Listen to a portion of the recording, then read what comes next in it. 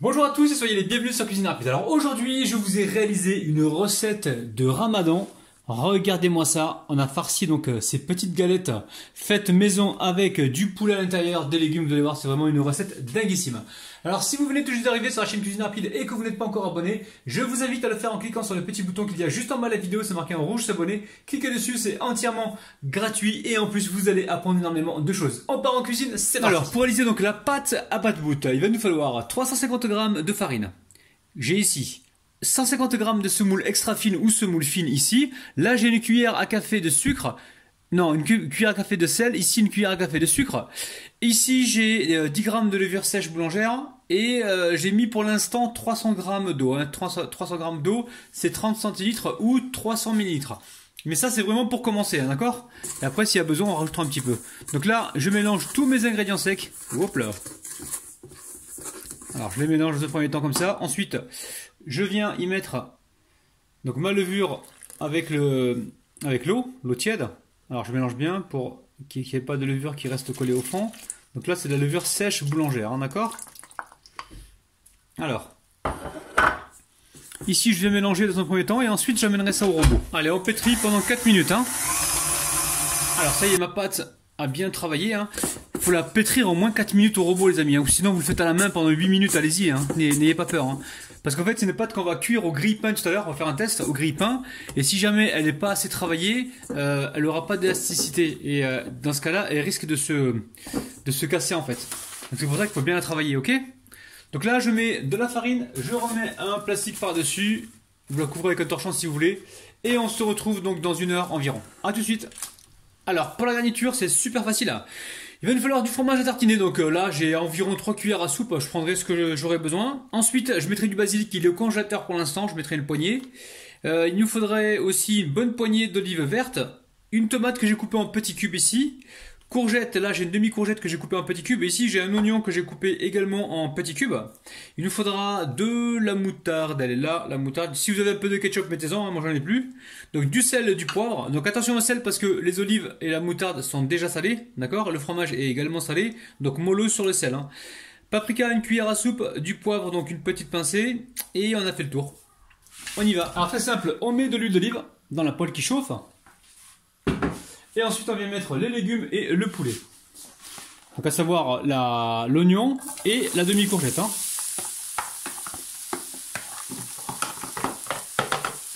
En même temps on va faire un peu de place pour le poulet. Donc là le poulet j'ai environ 4 grammes. On va venir donc assaisonner avec le sel, le poivre et le paprika. Et on va venir mélanger. Là on est sur un feu moyen, hein, d'accord? Là on cuit environ 7 à 8 minutes, hein, ok? Alors ensuite on y ajoute, au bout de 5 minutes, hein, ça fait 5 minutes, là j'ajoute la tomate coupée en dés, ok? Et les olives, ok? Et je vais mélanger tranquillement. Donc attention au sel, encore une fois je me répète, hein, pas trop de sel. Hein. Alors on va mettre la moutarde.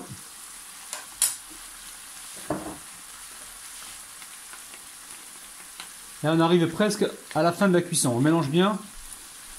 Et on n'oublie surtout pas le basilic, j'ai failli l'oublier. Alors basilic surgelé pour moi. Basilic avec la tomate, c'est génial. Hein. Allez, je mélange comme il faut et on se retrouve donc sur le plan de travail. Alors la pâte, vous avez vu, elle a gonflé, hein, en même pas 1 heure. Hein. Bon, c'est vrai qu'il fait chaud en ce moment, donc c'est un peu normal que ça gonfle assez vite. Ou sinon vous mettez ça dans un four éteint, d'accord? Donc là je dégaze la pâte dans un premier temps. Donc cette pâte là, il faut absolument bien la travailler, hein, bien la pétrir. Hein. J'en mets un petit peu sur le plan de travail. Et on va venir la dégazer.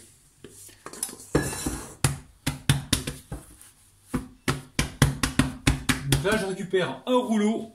Il est où le rouleau? Il est là. Il est caché. Ouais, j'en ai trouvé un, j'ai trouvé celui-ci. Mais l'autre me plaît plus. Bon, c'est pas grave. Là, je remets un petit peu de...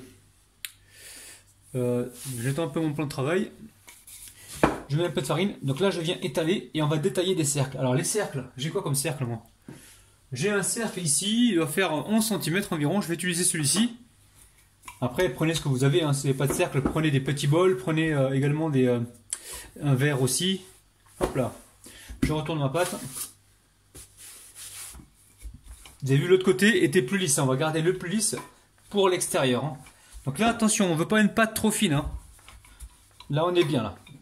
Là, on est en train de faire, comment dire, d'aplatir comme si on faisait des beignets. Hein. D'accord? Donc pâte pas trop fine. Je me répète encore une fois. Donc là, je récupère un cercle et je vais venir détailler des ronds. Donc je passe un petit peu de farine autour. Voilà, je détaille des ronds et on se retrouve tout de suite. Avec l'excédent de pâte, je vais, le retravailler pour reformer des ronds, ok?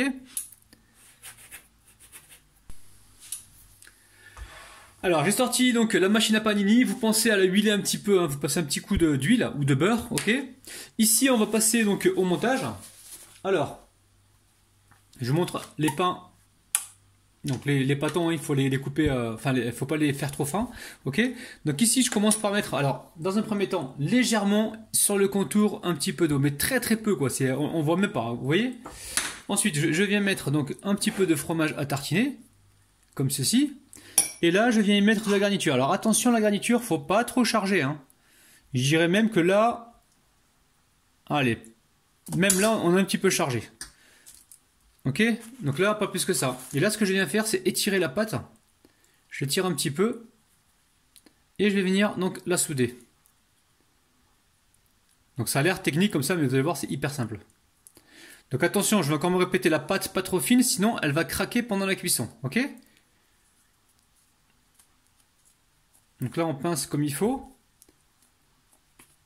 On aplatit comme ceci.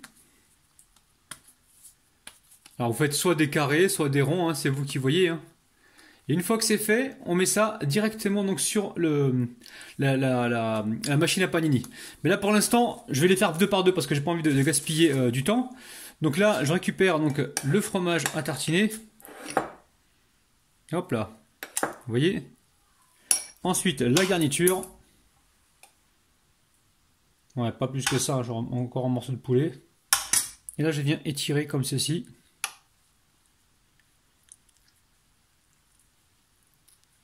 Alors, vous pouvez le faire à la poêle directement si vous n'avez pas de machine à panini, d'accord? Faites-le directement à la poêle, ça marchera aussi, ok? Allez, je vais les déposer donc comme ceci. Voilà, je les aplatis légèrement. Vous voyez, au-dessus, c'est assez épais, hein. Et là, surtout quand vous le refermez, il va falloir y aller tout doucement, d'accord? Là, on n'est même pas obligé de le fermer complètement parce que sinon on peut les écraser. On remet juste le couvercle comme ça, gentiment, sans forcément fermer ici, hein, ok? Et on laisse cuire tranquillement. Ça peut prendre 5 minutes. On regarde ce qui se passe. Bon, là, on voit que ça a pris un petit peu. Je pense que je vais maintenant le refermer. Hein. Voilà, vous attendez que ça prenne un petit peu, comme ça sera moins fragile. Et ensuite, on va pouvoir certainement... Allez. Je vais essayer, je vais faire un test, hein, de le fermer. Oula! Non, je vais plutôt laisser comme ça. Si je presse de trop, la garniture, elle va se faire la malle. Là. Allez, je pense que je vais les retirer. Ok, j'ai pas totalement fermé, hein. Je vous montre le dessous, regardez, hein, c'est magnifique. Ok, je mets ça pour l'instant sur une grille, assurez-vous que ça soit cuit sur les côtés, hein, d'accord? Ok, et là, à chaque fois, vous allez venir et essuyer un petit coup là. Ok, vous essuyez un petit coup avec du papier absorbant. Et là pareil, j'en ai préparé deux. Donc là, fermeture, donc, je vais mettre ça vers le bas. Le deuxième, pareil. Et je vais venir juste poser dessus, hein, d'accord? J'attends que ça se durcisse un peu, puis après je vais essayer de tenter de le fermer. Mais bon, pour l'instant, on repose juste le couvercle dessus, ok? Et on laisse cuire tranquillement. Donc moi, je vais continuer ainsi de suite et on se retrouve donc juste après. Donc là, je vous remontre, hein. Là, je les retire, vous voyez? Hop, il coule un petit peu, hein, c'est normal, hein, vous inquiétez pas. Je mets ça sur la grille, j'ai commencé à en préparer là, comme ceci là. Et je vais essayer de les cuire pour gagner du temps, parce que c'est vrai que si j'attends à chaque fois que...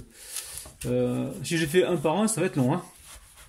Ok, donc là, ce que j'ai retenu, c'est qu'il ne faut pas mettre trop de farine. Enfin, il faut enlever la farine de la pâte, d'accord? Et ne pas hésiter à huiler, la machine à panini de temps en temps, d'accord? Voilà, vous faites de temps en temps, ok? Allez, j'en profite pour reprendre une pâte avec vous. Hop là, un pâton qui est là. Donc ici, on enlève l'excédent de farine s'il y a, hein, d'accord, ok. Ensuite, je vais... alors, celle-là, elle colle un petit peu là. Donc, je pense qu'il n'y a pas besoin que je l'humidifie parce que ça colle déjà. Donc, ici, j'ai un morceau de vache qui rit. Hein. Il me restait plus de fromage à tartiner Samouraï. Donc là, je récupère encore de la farce. Faites attention, des fois, là, le poulet peut rester collé entre lui. Et entre lui, je suis marrant moi. Le poulet, enfin les morceaux de poulet restent collés. Puis après, ça fait des blocs là. Vous voyez là, par exemple, c'est collé. Et quand vous allez le cuire, il va y avoir une ouverture en fait. Ça va créer une ouverture. Donc faites attention avec ça, ok? Arrangez-vous pour que les morceaux de poulet soient complètement détachés. Là, on tire légèrement et on vient rabattre donc les extrémités là pour former donc la soudure. Hein, d'accord? Vous avez compris? Là, je vais continuer. Hop là, ma cuisson. Je referme toujours tout doucement. Et on se retrouve donc juste après.